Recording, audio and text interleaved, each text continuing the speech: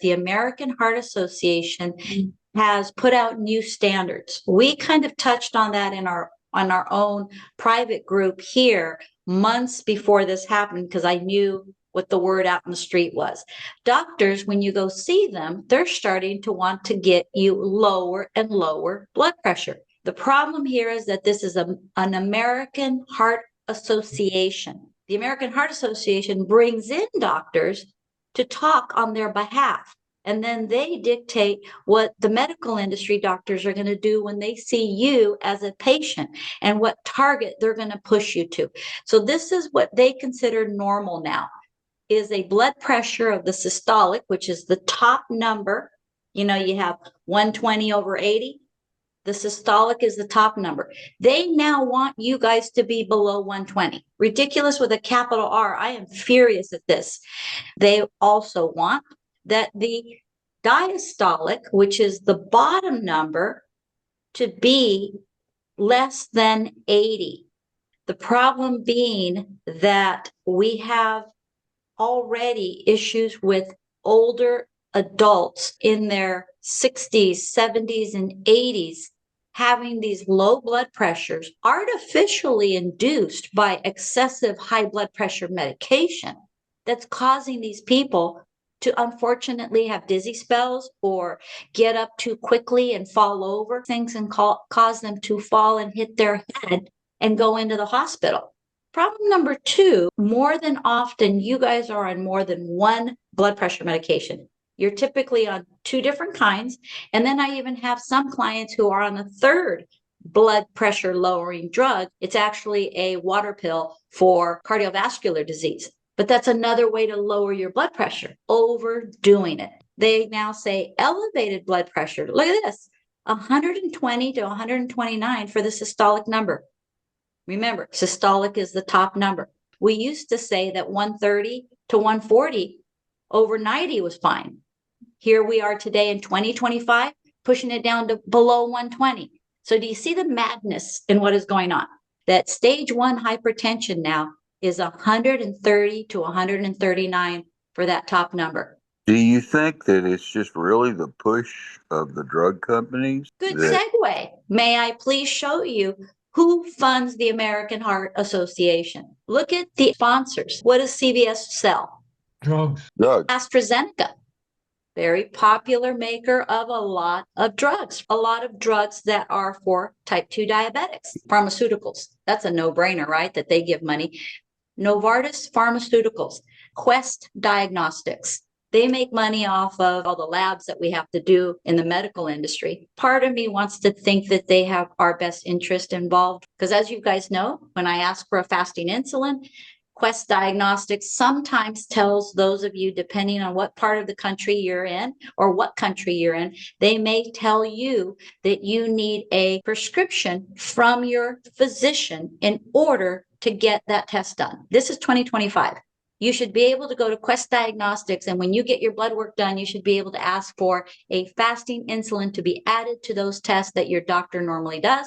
If they ask you for a prescription for it, that's another hill for you to climb, and they are thwarting your ability to take control of your health, which is why I'm going to leave Quest Diagnostics in the maybe they're good, maybe they're not range. It was Johnson & Johnson as the major company that gave the money to start the American Heart Association. In the 1950s, got the American Heart Association started with a big funding of money. I think they put in over $1 million to get the American Heart Association to tell doctors that we should no longer be eating lard.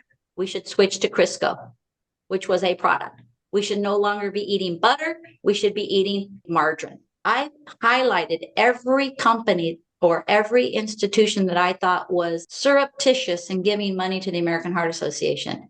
General Mills is a processed food company. Let's go to Nestle. What do they sell? Chocolate that is heavily laden with sugar. PepsiCo. You don't need to be a rocket scientist to know that if Pepsi company is funding something, do you think their invested interests are for our heart to be healthy? No. Canola Info's canola oil.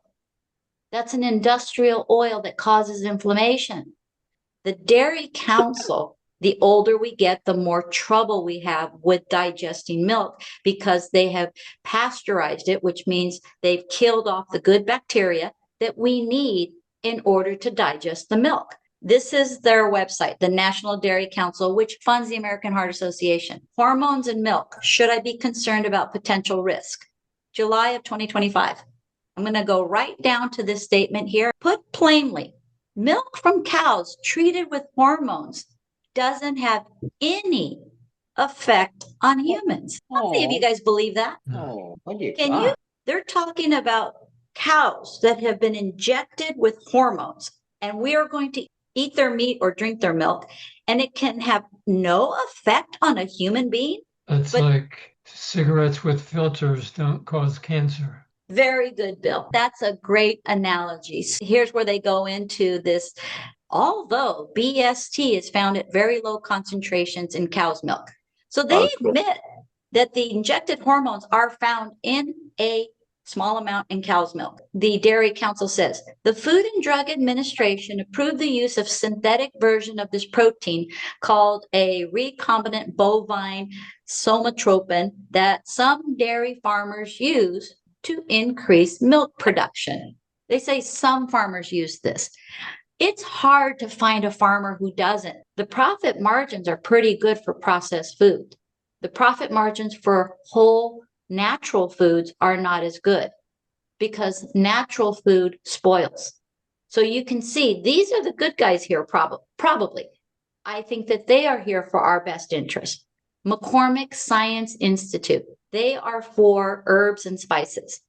The problem with herbs and spices today is that they're so processed that they lose the potency that we should have to help our body.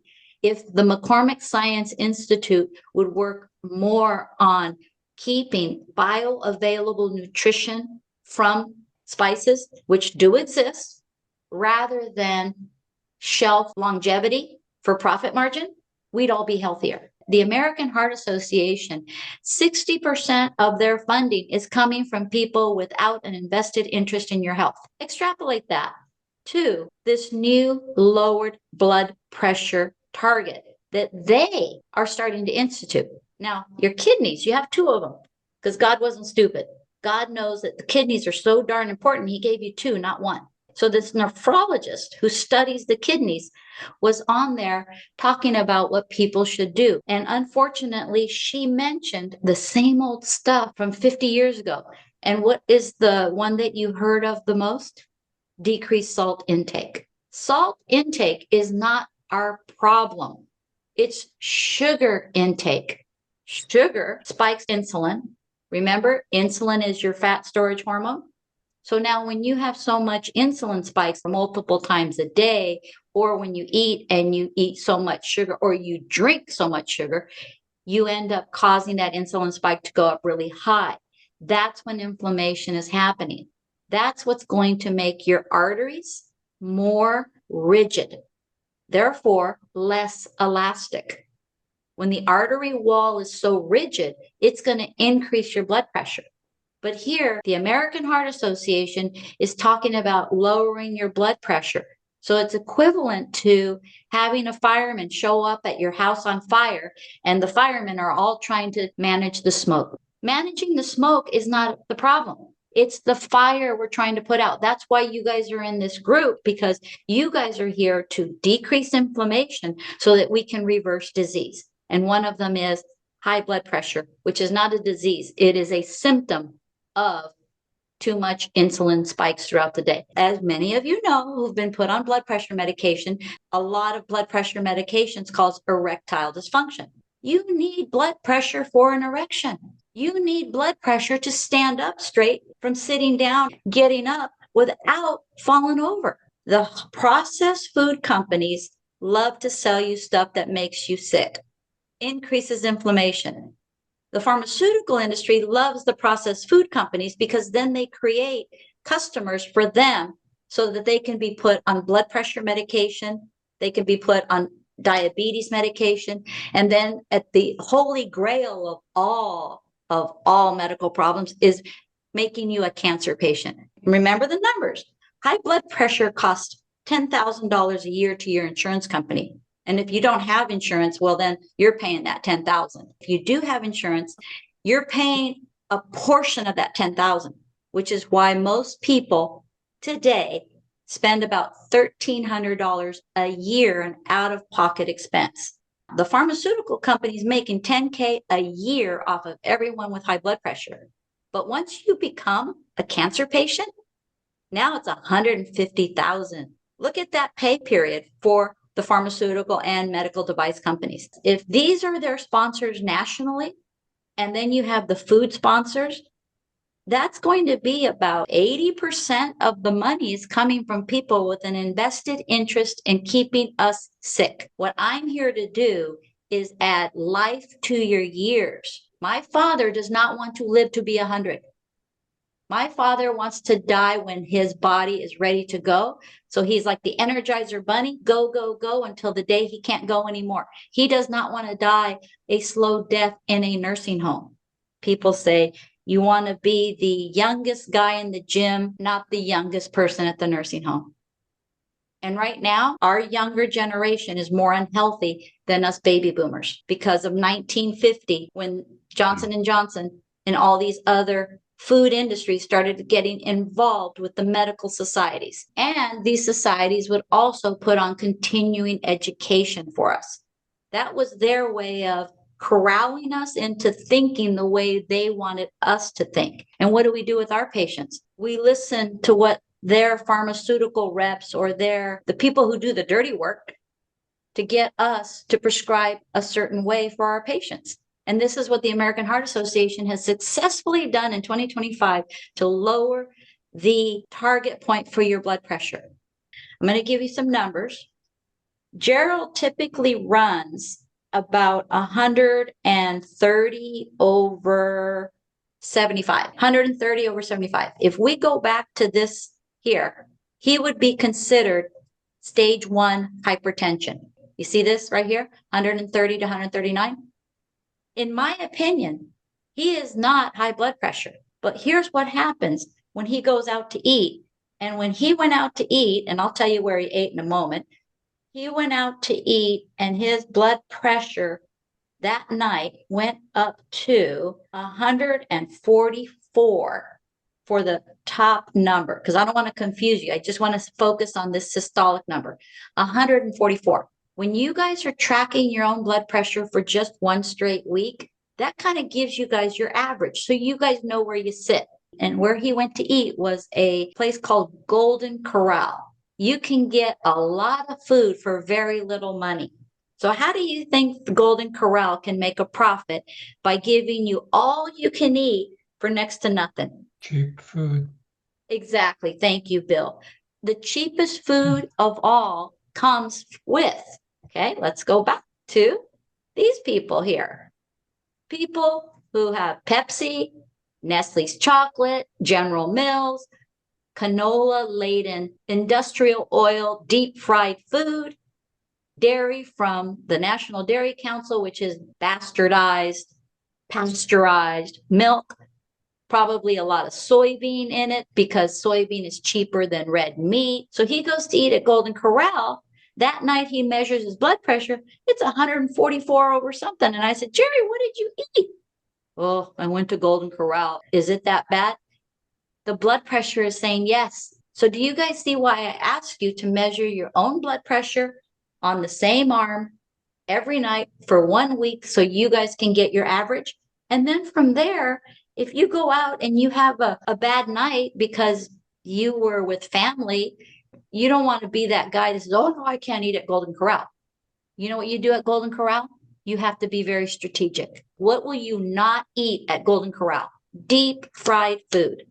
Deep fried foods are going to be deep fried in industrial oils. To remind you guys, an industrial oil will increase the amount of omega-6. If your balance of omega-6 to omega-3 is out of whack, you're going to have more heart disease. You're going to have higher blood pressure. You're going to have higher joint pain. I can go on the list of all the inflammatory reactions. So what's another thing you're going to try to avoid if you're eating at a buffet like Golden Corral, which is very cheap food. If you're going to have shrimp, Golden Corral, where do you think they're going to grab that seafood from? China.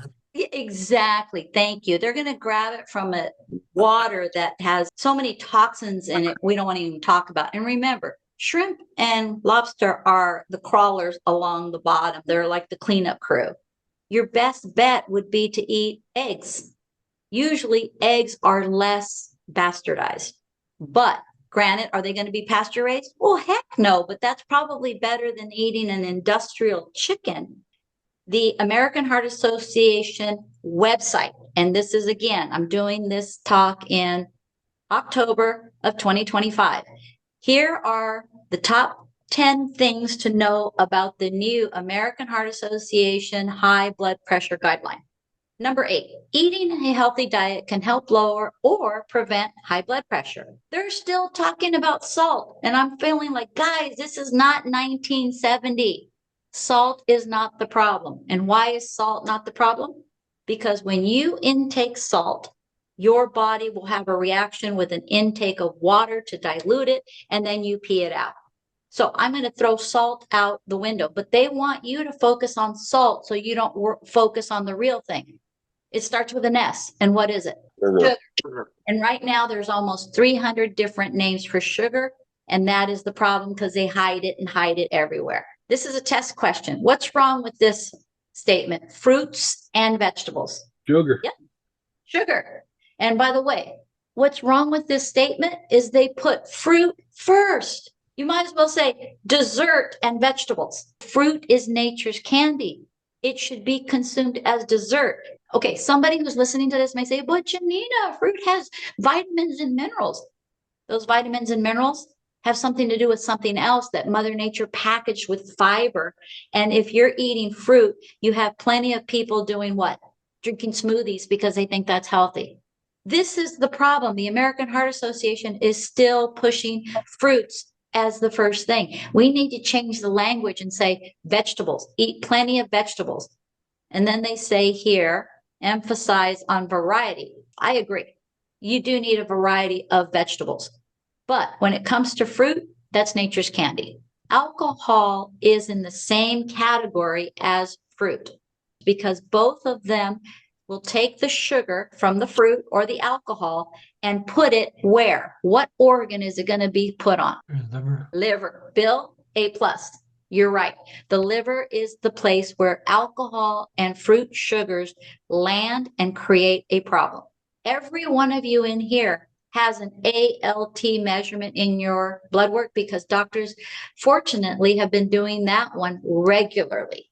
That number is supposed to be below 20. Now, your doctors allow you guys, I think, and this is off the top of my head, I'm going to say the lab markers allow you to get up to as high as 30 before there's a problem. The number is you want below 20. Are you ready, David, to hear what your number is? I forgot. 80. David, when I saw that number, I have to ask you, give me an example of possibly something that is sweet that you're drinking.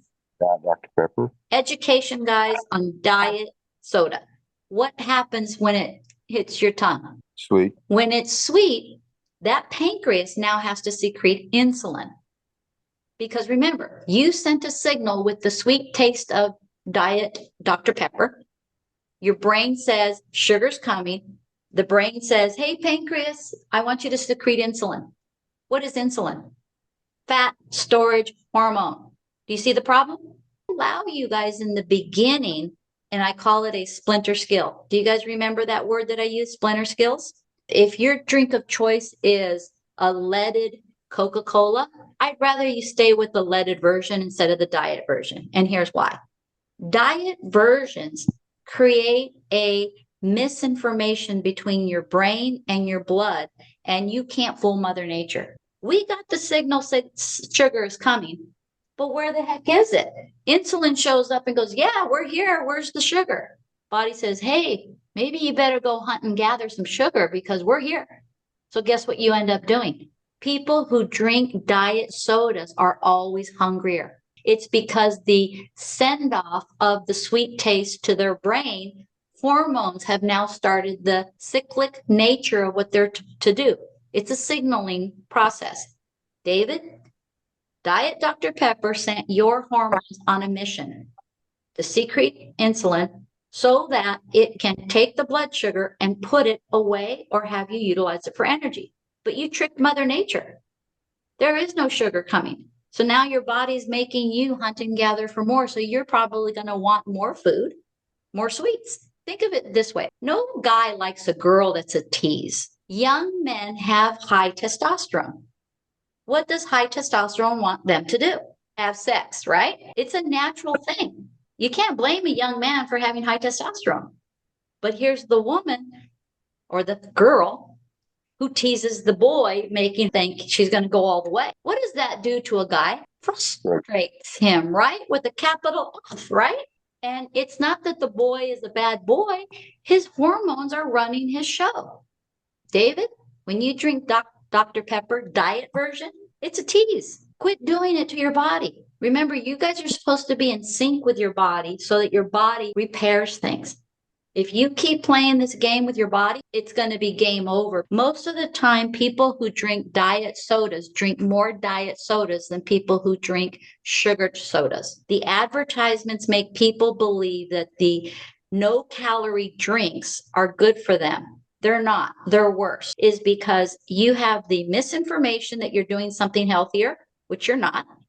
Let's face the facts. Number two, people who drink diet sodas can handle more per day. Harder for somebody to drink 12 leaded sodas compared to 12 no-calorie sodas. Now, before you guys go off on me on, well, what about stevia? What about monk fruit? Again, splinter skills, guys. Harvard University did a study on sugar. Coca-Cola funded a lot of money to the university. How do you think that sugar? Oh, God. Exactly. Harvard University is where what we think the best doctors come out of. Hopefully you got a lot of information in a short amount of time. If it brought up any other questions, don't hesitate to ask so I can make a future video about it so that you can be the CEO of your own healthcare.